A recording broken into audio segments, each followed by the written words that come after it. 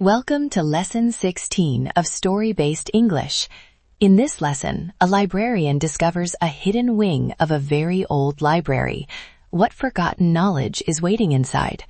By the end of this lesson, you will know 10 new vocabulary words, and you will master advanced relative clauses, non-defining clauses, clauses with whose, and clauses with prepositions. These structures will make your sentences richer and more elegant. Let's begin. Okay, here is our first sentence.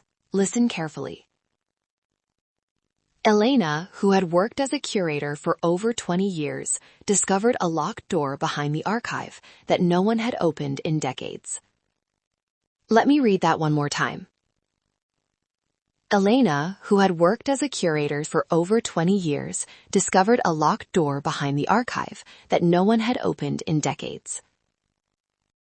All right. What an intriguing beginning. First, the word archive. An archive is a collection of historical documents, records, or materials kept for reference and research. Libraries, museums, and governments all have archives. The word can also mean the place where such collections are stored.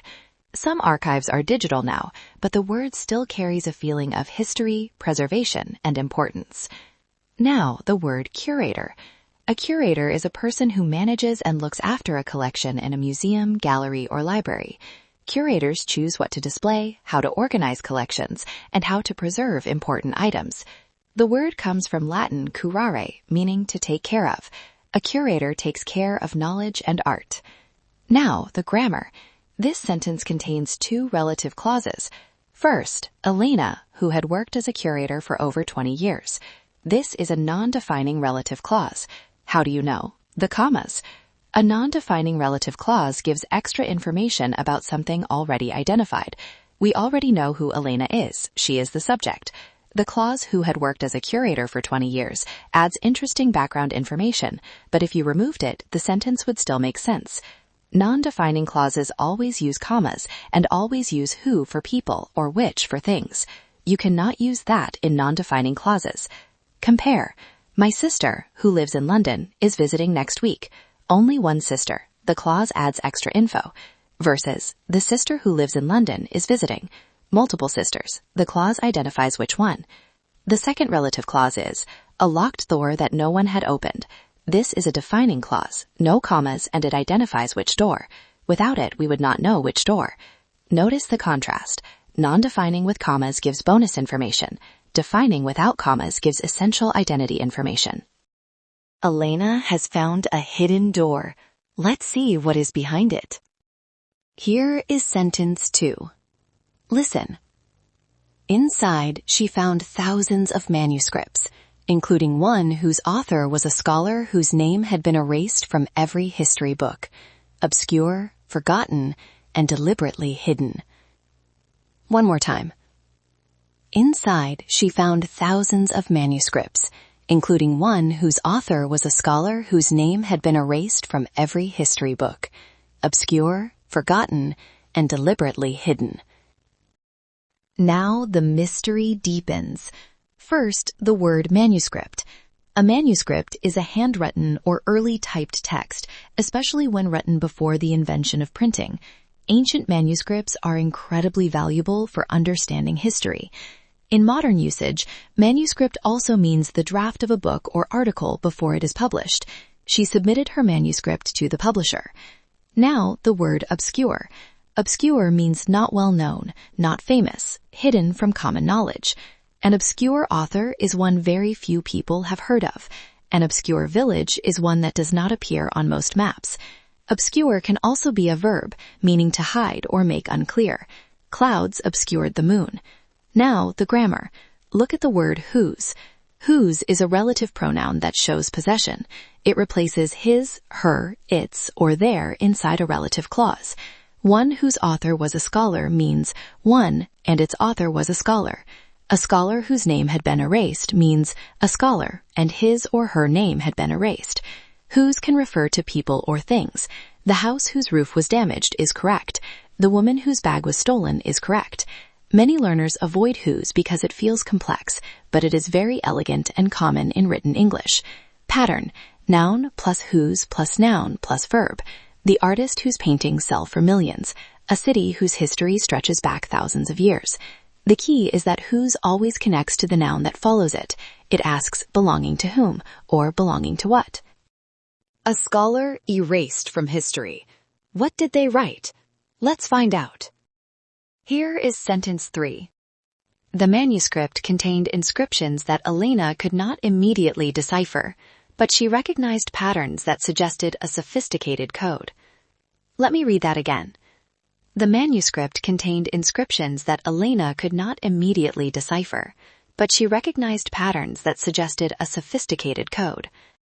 The puzzle deepens. First, the word inscription.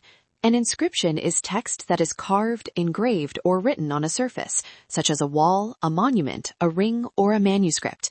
The inscriptions on ancient temples tell us about the people who built them. The inscription on the ring read, "One ring to rule them all." That is a famous inscription from Tolkien. Now, the word decipher.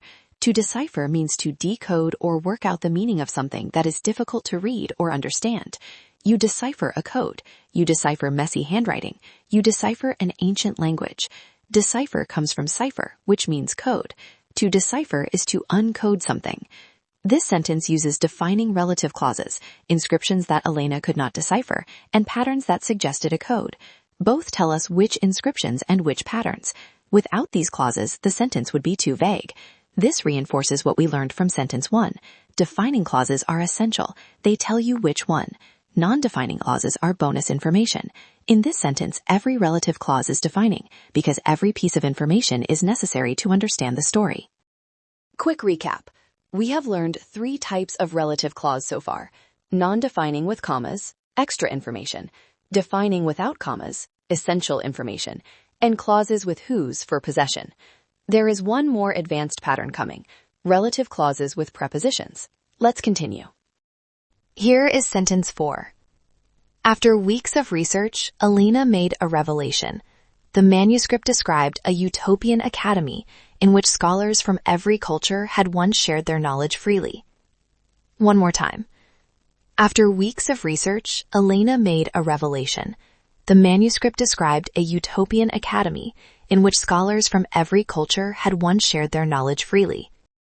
What an incredible discovery! First, the word revelation. We have seen this word before. Remember episode 12, the auction, and episode 15, the unexpected guest? Revelation means a surprising discovery that changes your understanding. Here, Elena's revelation is about the manuscript's content. It describes an ancient academy. Seeing the same word appear across multiple episodes is spiral learning in action. Each time you meet a word again, it becomes stronger in your memory. Now, the grammar. Look at this phrase, an academy in which scholars shared their knowledge. This is a relative clause with a preposition, in which. In which is a more formal and precise alternative to where or that in. Compare. The academy where scholars shared knowledge. The academy in which scholars shared knowledge. Both are correct, but in which sounds more formal and literary. You can use this pattern with many prepositions. The book in which she found the answer. The century during which the empire fell. The person to whom the letter was addressed. The reason for which he was dismissed. The pattern is preposition plus which for things, preposition plus whom for people. In everyday speech you might hear, the book she found the answer in. That is informal but grammatically accepted. The formal version is the book in which she found the answer. For academic and professional writing, the formal version is preferred. Elena has uncovered something remarkable. What will she do with this knowledge? Here is sentence 5. Elena knew she had a responsibility to preserve this heritage, which belonged not just to one nation, but to all of humanity. Let me read that again. Elena knew she had a responsibility to preserve this heritage, which belonged not just to one nation, but to all of humanity. A beautiful sentence about responsibility and heritage. First, the word heritage. Heritage is the traditions, achievements, culture, and values that are passed from one generation to the next. Your cultural heritage includes the customs, language, and art of your ancestors. Heritage can also refer to buildings and landscapes. A heritage site is a place of historical importance. A World Heritage Site is recognized by UNESCO as having global significance. Now, the word preserve. To preserve means to keep something in its existing condition, to protect it from damage or decay. You preserve food by freezing it. You preserve old buildings by repairing them carefully. You preserve traditions by continuing to practice them. Preservation is the noun. A nature preserve is an area of land protected from development. Now, look at the non-defining clause here. This heritage, which belonged not just to one nation, but to all of humanity. The clause after the comma adds information about the heritage. It is non-defining because heritage is already identified. Elena knows what it is. The clause tells us something about it, that it belongs to all humanity. Notice the emotional power. By using a non-defining clause, the writer separates the statement, "it belongs to all humanity," from the main action. This gives it emphasis and makes it feel like a profound aside, an important thought that deserves its own space. Let's read the final sentence and see how Elena honors this discovery. Here is our final sentence. Listen carefully.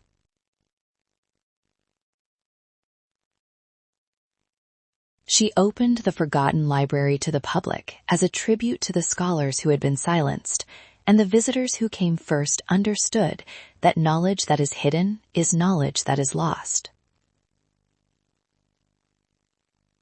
One last time.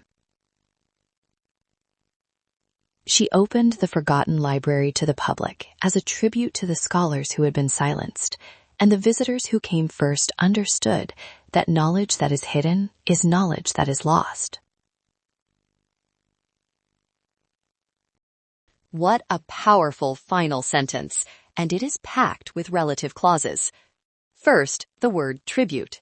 A tribute is an act, statement, or gift that shows respect and admiration for someone. Opening the library as a tribute to the scholars means doing it to honor them. Paying tribute means showing your respect publicly. The concert was a tribute to the musician.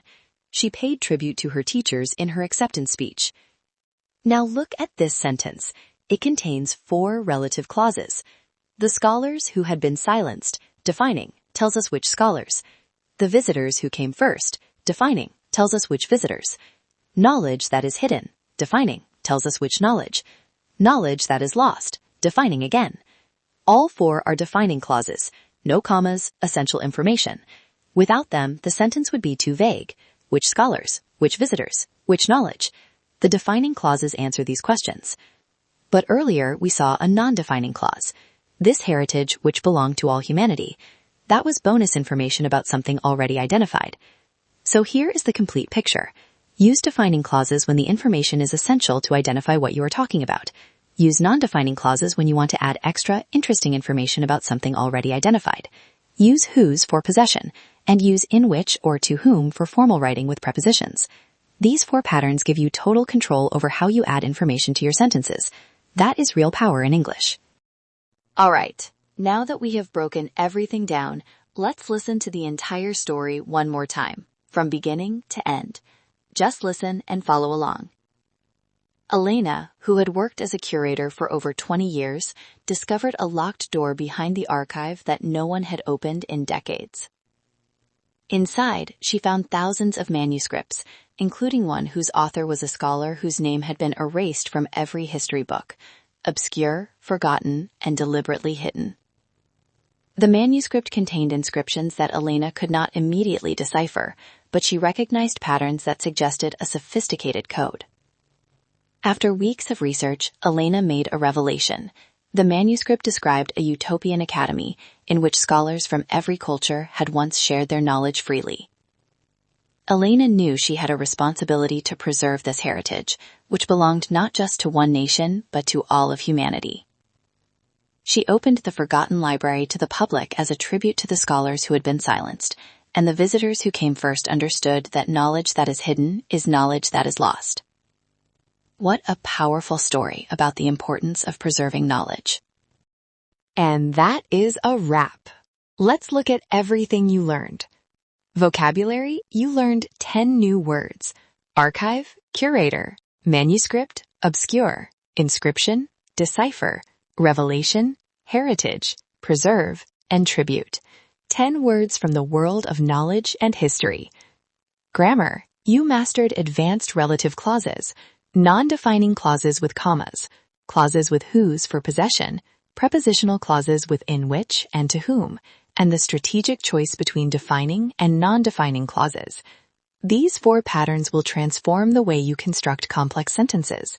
Head over to the quiz section to test yourself and try the role play. Describe a place or person using as many relative clauses as you can. See you in the next lesson.